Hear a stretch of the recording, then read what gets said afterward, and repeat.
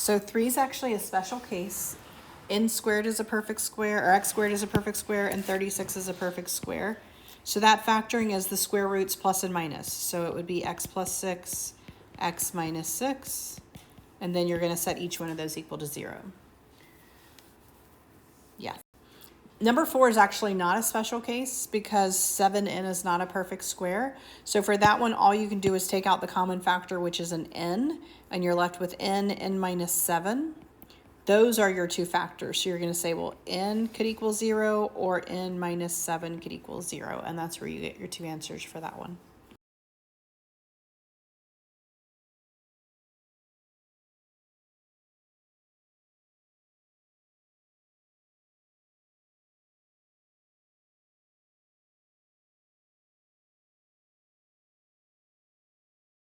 All right, so my first step in these is to look for a common factor. Does 5 have a common factor? Yeah, it does. It's 5, right? So I can take a 5 out of everything, and I have x squared plus 5x minus 6 equals 0. And remember, when you have just a constant with no variable, you can go ahead and divide it out. If that was a variable, then I would have that term equal to 0. But it's a constant, so those just 0 each other out.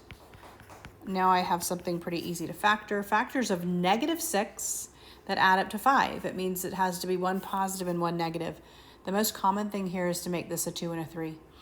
And that's not right because one has to be positive and one has to be negative. So this is going to be a positive 6 here and a negative 1 here, which means your answers are going to be -6 and +1 when you subtract those over. Yeah. Really, this is the same as number 5. You just take a 6 out.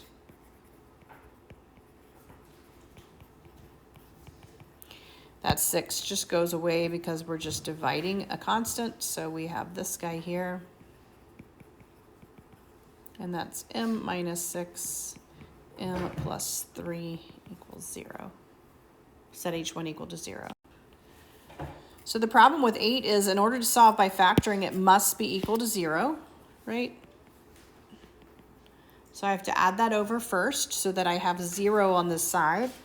Over here I have b squared minus b, -48 plus 6 is -42. Factors of 42 that add up to -1, that's going to be a -7b minus 7 and a b plus 6. And then set those equal to 0. And solve. The first thing they do is they give you a perfect difference of two squares, x squared minus 64, all right? So if I were to solve x squared minus 64 by factoring, I would do what they show here, x plus 8, x minus 8. And then I would set each one equal to 0, and I would see that I have either +8 or -8, right? The second method is to then, it's called solve by taking the square root. When you solve by taking the square root, what you actually do is you try to get that x squared completely by itself. So your goal here is that as long as it doesn't equal 0, as long as it's not negative or 0, you're going to have two answers. And it's just going to end up being the positive and negative root of that guy. So the positive and negative root of 64 is positive or -8, which is what you end up with. And so when you're solving by taking the square root, your goal is to get that x squared by itself and then just take the square root of both sides. So if you look at the first example, it is the problem that they just showed, x squared minus 64. So solving by taking the square root, you are going to take this equation, and instead of having it equal to 0, you are actually going to move that 64 over. So we are going to say, well, let's add 64 to both sides. Now we have x squared equals 64. And the way you solve for x squared is to take the square root. Because if I take the square root of a square, I just get what's inside, all right? So if I say, well, what is the square root of x squared? Well, that is x. And what is the square root of 64? That is 8, but when there is a variable involved, you have to consider the positive and negative root. So I have to consider that it could be +8 or -8.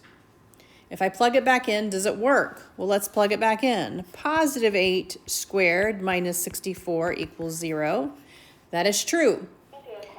-8 squared minus 64 equals 0. That is also true. Okay, so this is solving by taking the square root.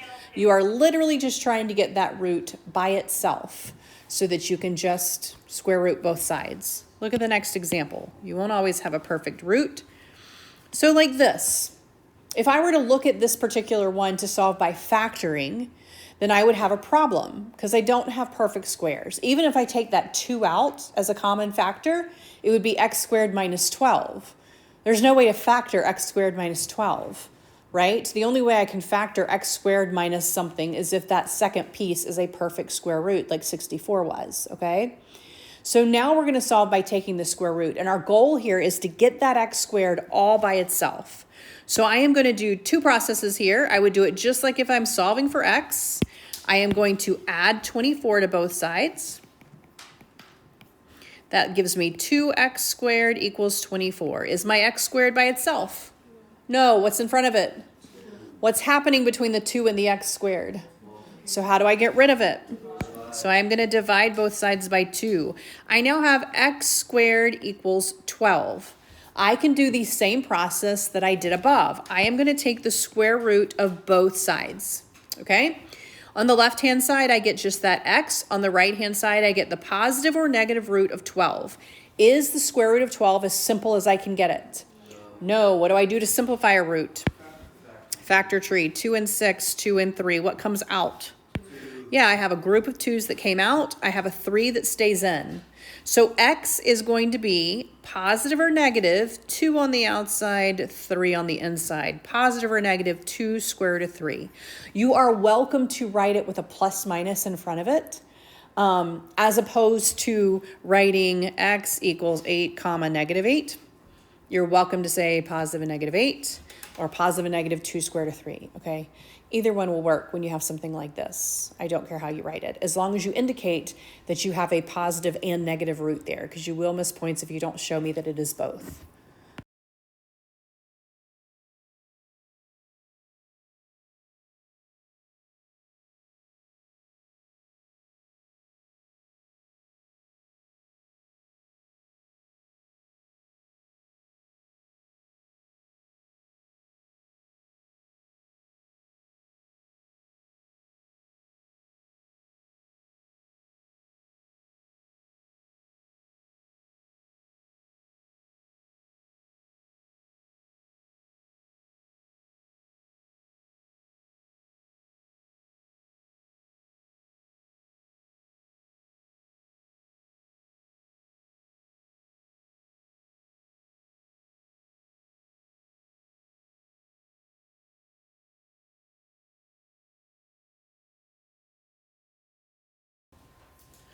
So your process here is to get the squared expression, whether it is a variable or whether it is a binomial like this example by itself, and then to take the square root of both sides. Here's the thing. This is a perfect square trinomial. We talked about this when we did foiling. So when you have something like this, right, it really just means that right there, right? And you multiply it out. But when you write it like this, you can see that you could apply this same process to this as well. So for this one, I can actually take the square root of that group. It works the same as if I have the square root of like an x. So for this, it's already a group squared equals 36. I am going to take the square root of both sides, all right? On the left-hand side, a square root will always cancel out a square, and I only have what's left inside. So I'm left with just the x plus 2. On the right, what is the square root of 36 when I have a variable involved? 6 or negative 6. So I have these two options here, which means I have two different answers. All right? This means x plus 2 could equal 6, or x plus 2 could equal negative 6, right? Now they're very easy to solve. What do I do to solve these? Yeah, I'm just going to subtract 2 from both sides. Over here, x could equal 4. Over here, x could equal negative 8. All right? Here's the thing. If you plug it in, you will see these are your answers. I could say, all right, my options were 4. 4 plus 2. squared equals 36. Well, yeah, that's 6 squared. Negative 8 plus 2 squared equals 36. That's actually negative 6 squared, which is also 36, right? And so here I'm going to have two different answers, but I'm applying the same principle. It's just I'm taking the square root of a group there that is already squared. So if you have a perfect square trinomial that you can do this with factoring, then you could do that process as well. It works the same. They want us to solve this equation. The other guy actually had a perfect root. If you have a perfect root, you're going to set up two equations and finish solving it. You're going to say, okay, positive 6, I had to subtract my 2. Negative 6, I had to subtract my 2. Here, if I take the square root of both sides, right, my left-hand side, I just have what was inside. On the right-hand side, I have the positive and negative root of 21. My factors of that are 3 and 7. Can I simplify it? No. I still need to get x by itself. So I am still going to move that 5 over, all right? But remember with radicals, I have a whole number and a radical. Those are not like terms. So my answer is actually going to look like this. 5 plus or minus the square root of 21. That is my answer. It's not pretty, but it's my answer. I cannot combine the 5 and the square root of 21. So that is my answer for my x there. I'm just going to leave it like that. If I could simplify the radical, I would. I can't. So I'm not going to actually go through the process like I did with the 6 because I can't add the 5 to the square root of 21. So you can just leave the plus or minus in between there. I know that you still have two answers, 5 plus square root of 21, 5 minus the square root of 21. You're welcome to leave it like that. That shows me that you have two answers.